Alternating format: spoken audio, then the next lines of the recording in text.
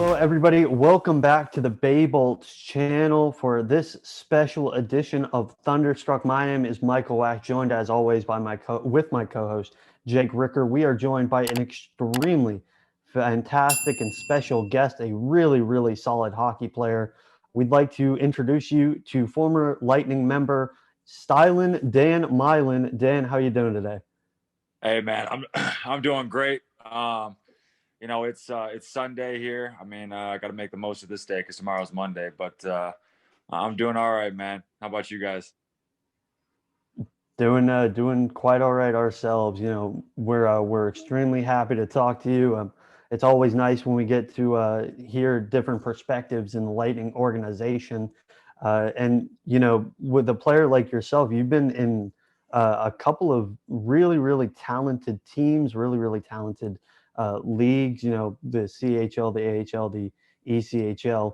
The first question I have is, you've been in all these leagues, and is there a difference in the way that there's a style of play difference where maybe you'd have to change something, or you look at it and you go, wow, this is sort of different than what I'm accustomed to? I wouldn't say so much of like different style. This is what I'll say that the main difference is from league to league, right? ECHL, AHL, NHL. The big thing is execution on plays, right? When you're at the highest level, like when I think back to when I'd be on the ice with these guys, it was like I'd get a pass. There was like three open options. There was always guys open.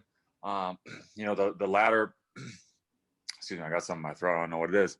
But the lower you go down that to the AHL, ECHL, a lot of it becomes of it's not that there are super talented players in those leagues, right?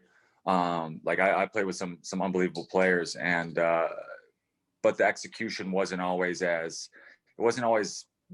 The systems were a lot more strict the higher up you go, where it's almost kind of I don't mindless is not the word, because you have to think at a very high level to be there.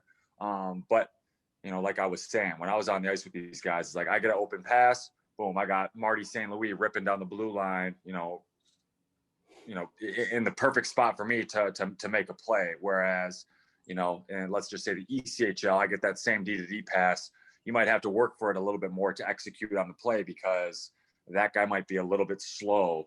Or he might read the play a little bit slow, and he might not, be in that spot that I need him to be at to make the play. So I'd say that's the biggest difference when it comes to the levels of NHL, AHL, ECHL. I would say even too that makes if you're having a good year down there too even more impressive, because you do have to work so much harder for it as well. I want to talk about, you were in a couple of fights over your career. You're kind of known as that enforcer type role, which is kind of a lost art at this point, unfortunately, in the new era of hockey, if you will. Right.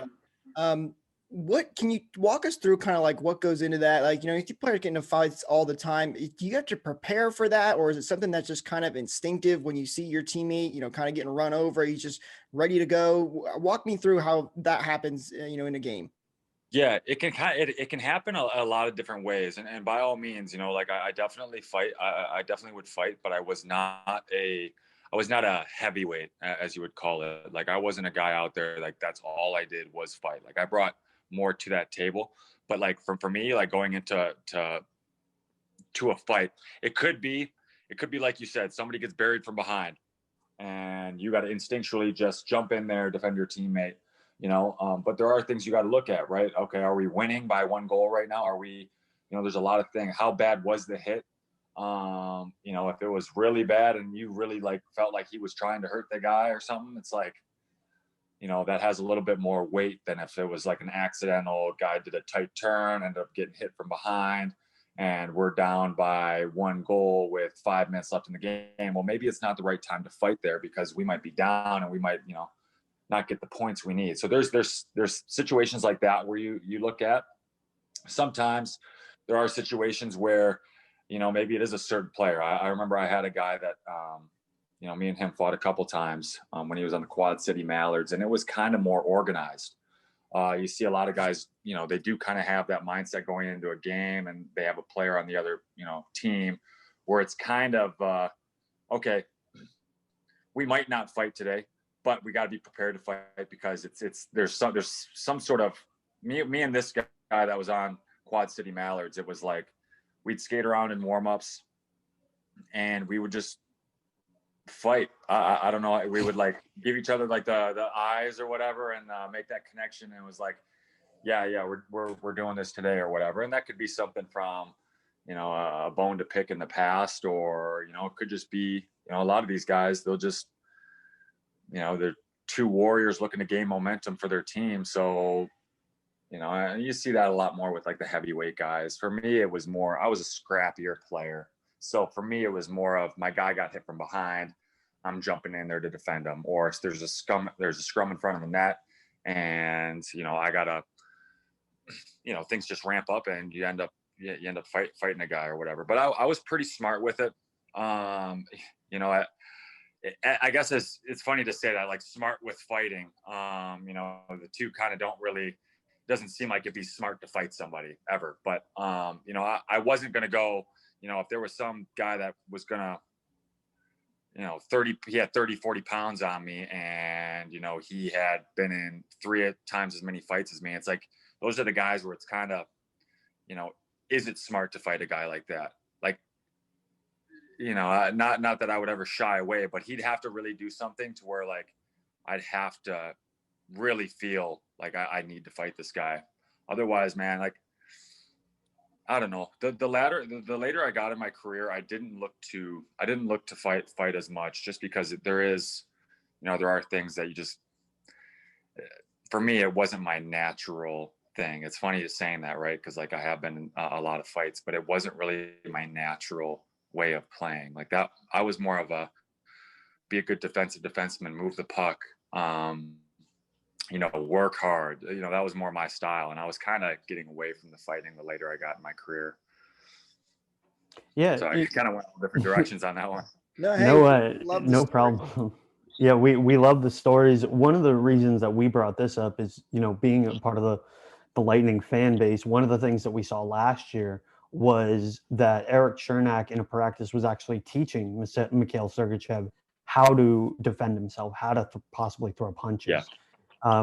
We were wondering if that is something that maybe is a little more commonplace, or if that's something that is just a spur of the moment type thing. But thought you did a really good job at explaining that.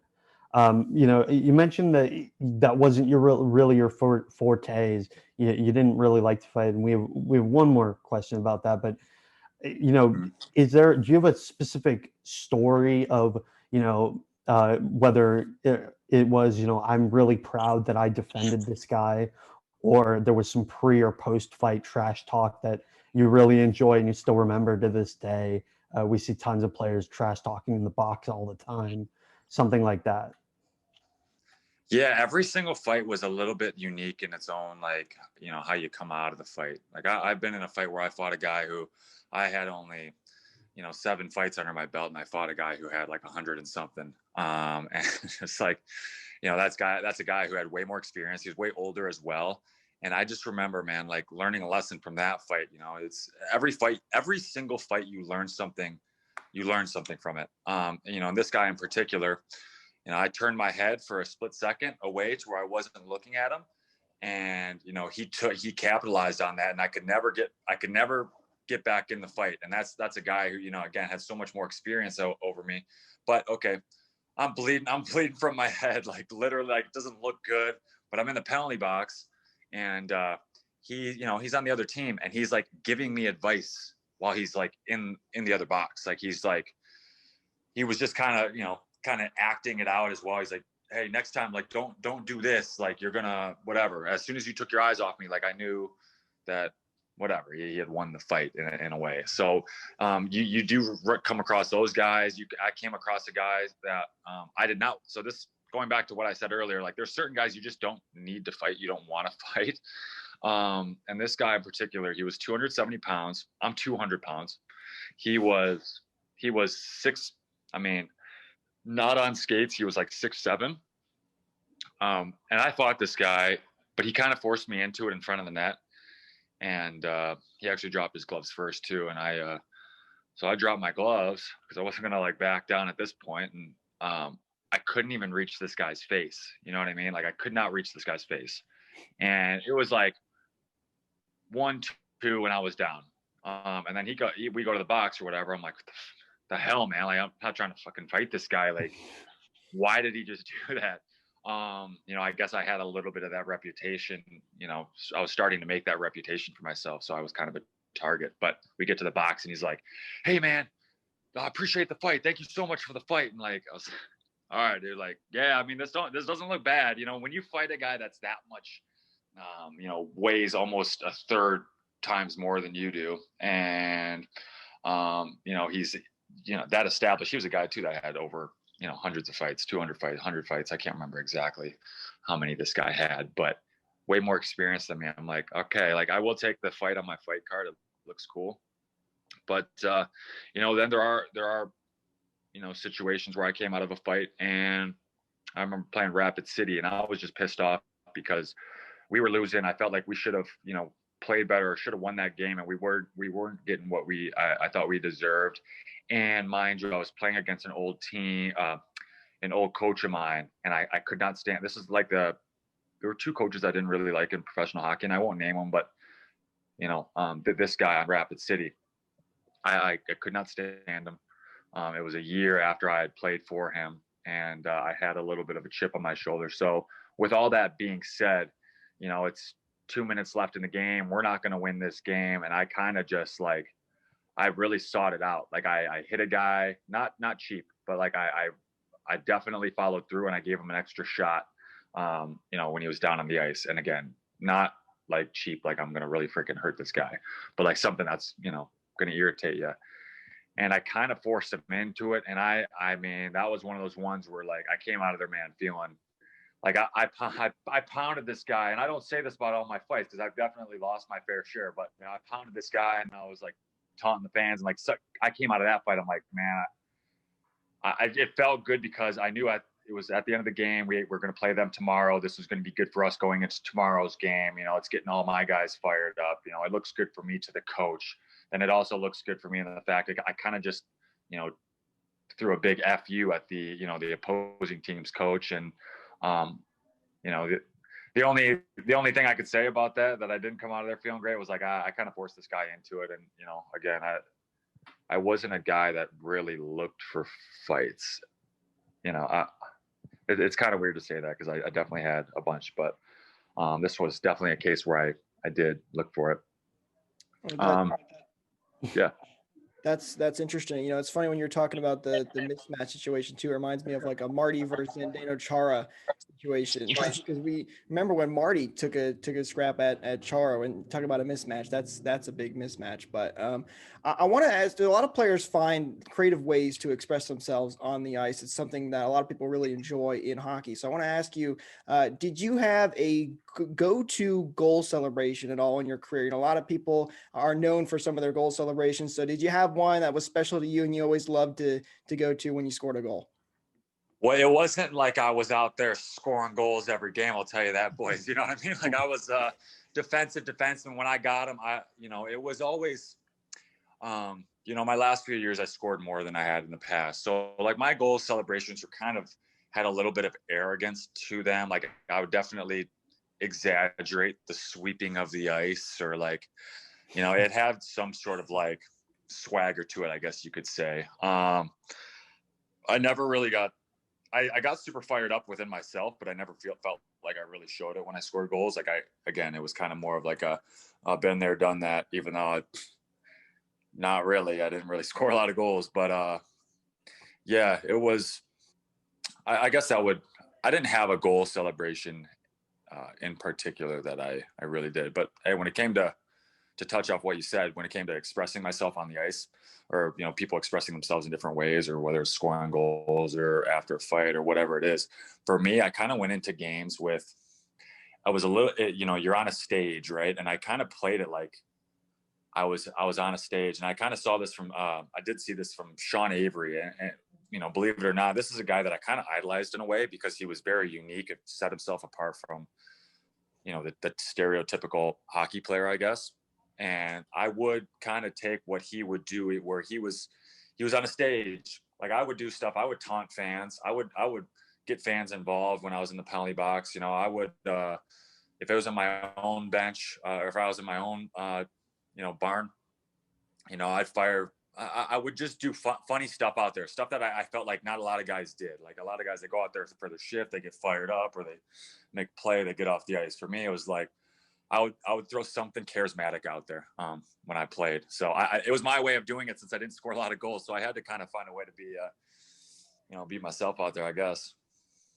So Yeah. Hey, it's awesome to be expressive on the ice. I think right now in the NHL, this is right. just my personal opinion, but we see too much of, the formality when people score. They don't express themselves. It's sort of Yeah. unique when people actually, have goal celebrations, whether it's someone like Eichel or Matthews or even Alex Ovechkin. Like, he's the king when it comes to celebrations. But overall, uh, I noticed you're wearing a Lightning shirt right now. Were very positive about them when it came to a lot of posts. Is there anything that really stood out to you during your time at the Lightning organization? Maybe it was the way they did things. Maybe it was who you met. Uh, Uh, Anything like in particular that you really like loved when you were in the organization? I mean, experiences of a lifetime is how I would kind of describe all of it, because it is, the day that I even got invited to camp, it was almost like a dream come true. It's something that you dream of your whole life. And, for me to get, that first step was to go to training camp. And then, a couple weeks later, I'm in this room with Steve Yzerman, and I'm signing an NHL contract. Like that, it's stuff like that. And I, granted, I was a guy who I was not a superstar my whole life. I was not even close. My sophomore year, this is 3 years after I was done with my sophomore year of high school that I signed. And when I was a sophomore in high school, I was sitting up in the bench of our state championship game, or not in the bench. I was sitting up in the stands of our state championship game. Like I played one game the whole playoffs, and I was playing forward, which wasn't even my natural position. So it was, you know, getting that opportunity and being in a room with Steve Yzerman, all that stuff, or walking around the locker room and Marty St. Louis. I mean, you hear about guys you see guys in the weight room sometimes where they're like kind of walking like this, like they can't, like, it's like they're flexing their chest and all this stuff. And it's like, it looks like they're just kind of doing it just to like look big. Like, no joke. I'm walking around the locker room, Marty St. Louis, he couldn't help it, dude. This guy was so jacked. But you're walking around, you're in a locker room with these guys, and all that stuff. You're ready. You're such a sponge in these moments. You're soaking in everything, whether it's the experience of like the fact that, I remember very, it's very visible in my mind of, me being in that room with Steve Yzerman, like all those little things, or when Steve Yzerman gives me advice on, changing the curve of my stick, kind of everything. Like I remembered so much about that, and it carried, you see the way they do things at that level. And I carried it through the rest of my career, even when I was done being, under contract with Tampa, but also like life, like you kind of just, you see that discipline, you see that level of execution, you see, just the way that they do things. And I think, but it's not to sound, I kind of make it sound military, but you still had guys that you were having fun through all this stuff. And Coach Cooper is a guy that, like, I love this guy, man. Like I never got really coached by him. Like I was in training camps with him, but like this guy's way of, his relationships with his players, like it's so like authentic, and like it's not, and I don't really know this guy, but you hear about guys like Mike Babcock, or you think about those coaches that were just like screaming, yelling, and just like all that stuff. I mean, you had a respect for Cooper because he wasn't really like that. If he was yelling at you, he meant it. But like if he, it wasn't really like that. And you just take all those little bits and pieces, and you try and carry it through your whole life. And I can say that for me personally, maybe this isn't the case for everybody, but I'm a guy who, like, when I get put in positions to really learn from people who I idolize in a way, or I definitely soak it in and try to use that experience, those experiences, and everything I learned to carry with me through my life. So yeah. That's awesome to hear, especially as Lightning fans. You know, it's good to hear that the organization is doing some good things. Interesting, you said that Steve Eisman was even over there giving you advice. You know, you feel like, you know, I'm sure some GMs are much more hands off. It sounded like, though, from what I'm getting, he was a much more hands on GM. It sounded like. Yeah, I believe he was. Definitely my experience with him. You know, and I wasn't the highest guy on the totem pole, but he still showed me attention. He still showed me, you know, very friendly. He was not too good to talk to. Now, you could say, okay, well, I'm in his organization, so why would he not, you know, be too good to talk to me? But, you know, he was like that with just the regular, just fans in general. You know what I mean? Like if you were to see him at a restaurant now, I don't like when people do this when they go to somebody at a restaurant, like Steve Yzerman, and like he's eating with his family, and then they, you know, ask for his autograph. I don't like that stuff, but he would, you know, if you did do that, he would sign that autograph for you. He was one of those guys, and I actually saw this.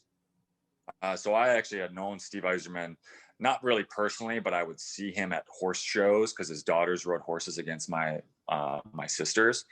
And literally that has no connection with why I was even in camp. It just happened to be coincidental, but it was like, he wasn't too good to talk to anybody.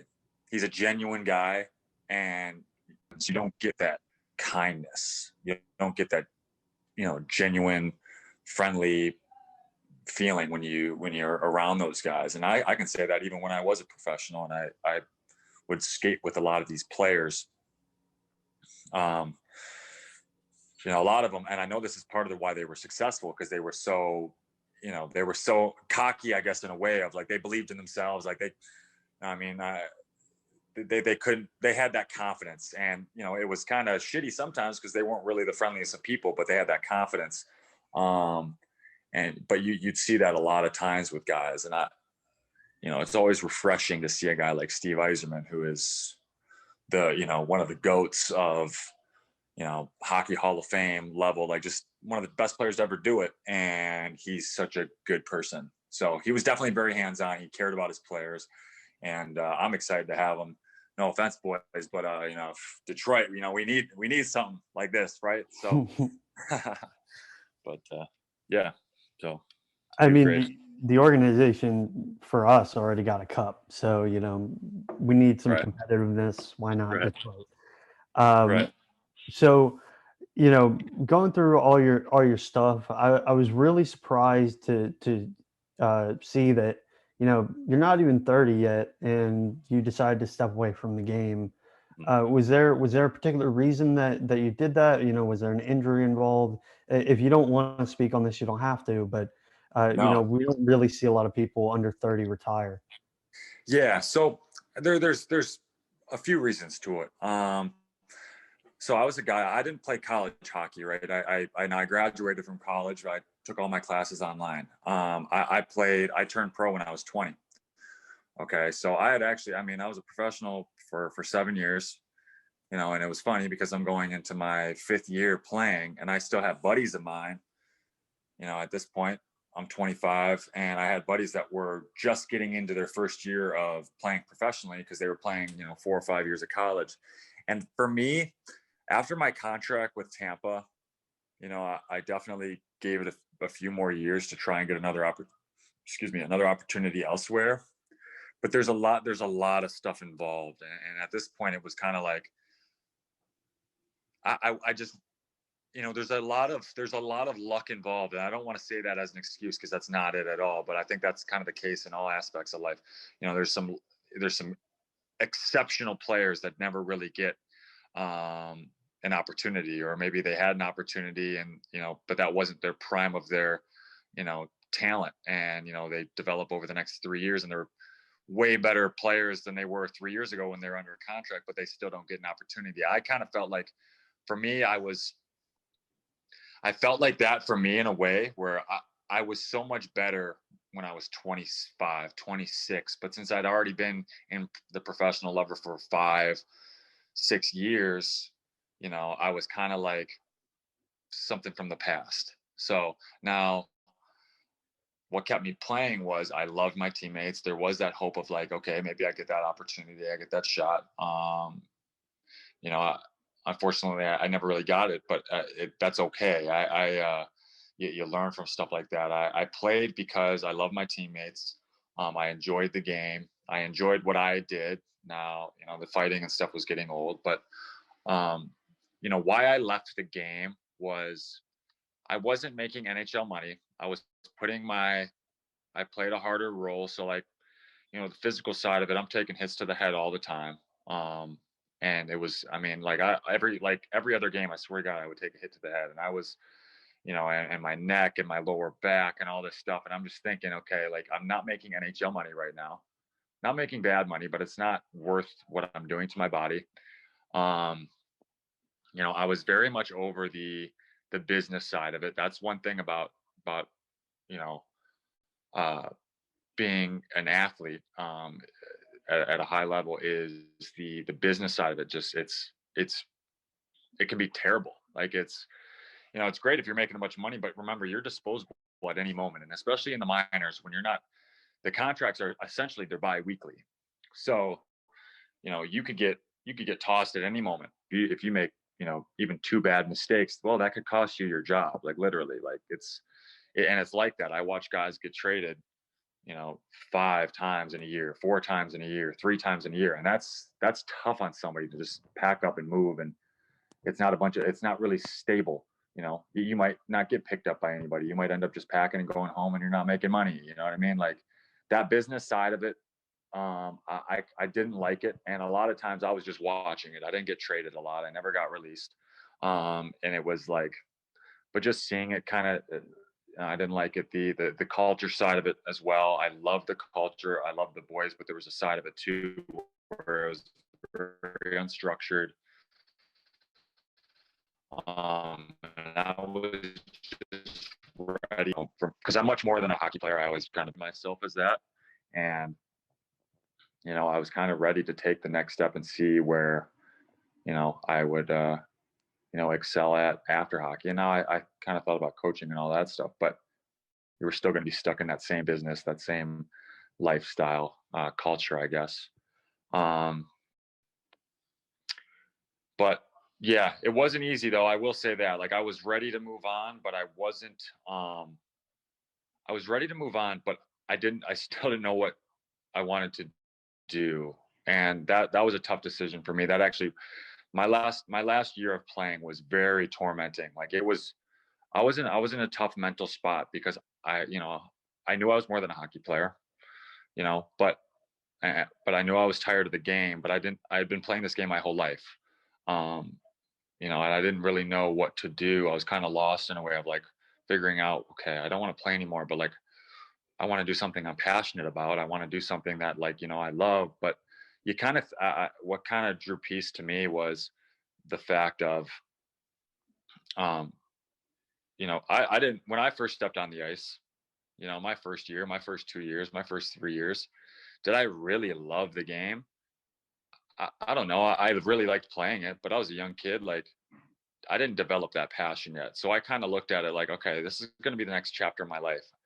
Okay. Whatever I do, I'm not going to be tied to it, but you got to kind of throw yourself into the fire because otherwise you're never really going to know. So, um, you know, and this months of gaining this, you know, that thought process. And so I finally, you know, I was done playing, decided to jump into something, the mortgage business, right? That's what I'm in right now. And I'll be honest with you, I just threw myself into it.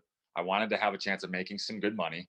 But, you know, I utilized some connections that I made through playing.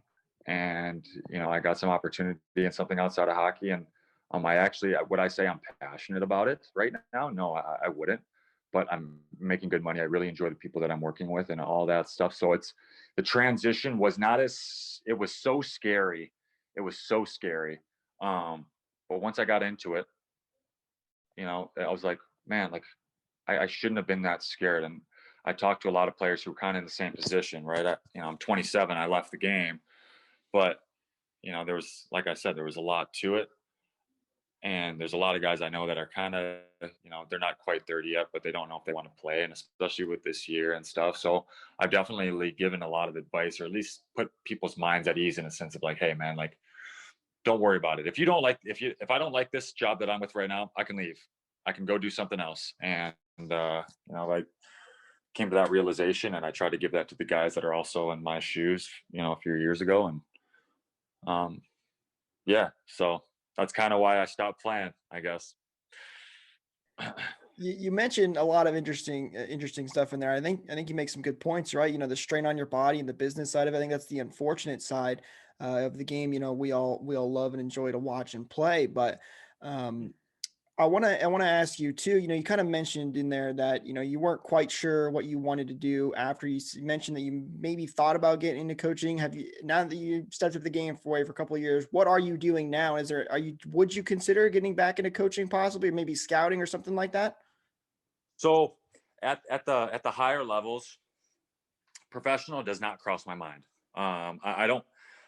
I'm still over it. I still don't. That's very business focused. I'm over that aspect. Now, college, something like that, I would consider. Going to like a Michigan State and coaching, but not right now. Not at this point in my life right now. But it's still definitely a thought that will be probably there for a very long time. And who knows? It might not be till I'm 35, 30, or 40 or something like that I decide to really, get back into that level of coaching. However, right, I'm enjoying what I'm doing now, but I do coach a 12 and under AAA team, Victory Honda, that I used to play for. Actually, before I went to high school, I played for this team, and that's that I love. So I coach that team, and I do private lessons as well, 2-3 times a week. So there still is that side gig, there still is that side money, but like I this is the style of coaching that I really love. And the reason why is because these kids are so malleable. These kids are so, like, you can develop them. You have an ability to change the way that they, change them for the rest of their life, essentially. Like you can teach lessons and not just on the ice details of the game, but like life lessons and all sorts of things that I love that about coaching youth hockey, or the reason I say college hockey is I still feel like those guys are still malleable as players. When you get to the professional level, it's guys can still learn, but it's different. It's just not the same. And I'm a guy who I feel like I have a lot to say in my experiences with, like I said, I was a good guy sophomore year. I didn't play. I was in the stands for my state championship game, but then 2 years later, I'm first team all state, and I'm signing an NHL deal. And like, that's not to sound arrogant, but I've been through very highs, very lows, I soak it all in. And I feel like I'm very good at expressing and empathizing with these players, just, giving them knowledge that I felt like maybe I didn't always have from all of my coaches. I try to take a little bit from each coach, whether it was a good coach or a bad coach, and implement it into my style. Like the good coach or the bad coaches is more of like what not to do, how not to treat your players and all that stuff. But like, yeah. So that's working with 12-year-olds or just youth hockey and up to college hockey. Those guys, you can teach so much to them, and that's where I'm at right now with my coaching. That's a really, really awesome thing for you. You really seem like you have a lot of things lined up, whether it was the mortgage business that you talked about. I've seen that Right. you do a lot of hunting in your free time. The fact that you might want to go back to coaching eventually, maybe at the college level in the future. We don't want to take up any more of your time. We have one more final question for you. Being that guy, I know you mentioned, Detroit needs to sort of step it up, but being that guy Right. from the Lightning organization, what are your expectations this year? Are you rooting for the team, or you think that this is might be a step back from the ultimate prize? I think that if the question like where do you think Tampa Bay stands right now? Is that Yeah, something like that. or yeah, something like that. Yeah. Yeah. So Tampa, I don't see going anywhere. Again, I got a lot of love for a lot of those guys. Those guys, if you look at a lot of them, Tyler Johnson, Plot, you look at those players. A a lot of them signed like the year that I signed or the year before I was there. You know what I mean? Those guys have been in the organization for a long time, and I know that's exactly what Steve Yzerman wanted to build. You know, he didn't want to be that team of trading a bunch of guys. I think you guys are in a very good spot for years to come. So I think you guys got a great setup. I'm hoping it's funny. Yeah, the only reason I really, you know, would like the Red Wings to win is because it's my home city and the people that I'm around, right? It's weird. Sports can do something weird for like a city, like mentally, like bring them up and stuff. And you know, we're kind of missing that in Detroit right now. But I think there's a lot of hope with Yzerman and whatnot. I think that we're you know, at the end of the day, I want Detroit to do well, but I want Tampa to win. Tampa always has a special spot in my heart, and I think that you guys are going to be very, you know, solid for years to come. And you know what? Here's one thing I'll say is, if you have a down year, if you have an off year, that doesn't mean like the team's just like all of a sudden like terrible. You know what I mean? Like, oh, it's not good. You know, I feel like sometimes fans are very impatient, like very impatient. And, you know, people even in Detroit, it's like, listen, like you can't build a championship team overnight. This is not basketball where you can bring in the top 2 guys in the league and now all of a sudden you're a top team. Like that's just not how it works. There's a lot of development. There's a lot of really like, you know, not discrediting basketball at all, but hockey's just different. So, you know, you got to have patience, even if there's a down year, even if you're going through a stretch of 10, 15 games where, you know, you only win 1 or 2, like that stuff happens. And, you know, I'm not worried at all about you guys. I'll tell you, I just, yeah. So I want Detroit to do well too. Hopefully they can be as good as you guys just for our city's sake. But, yeah, I'm not a huge sports team fan.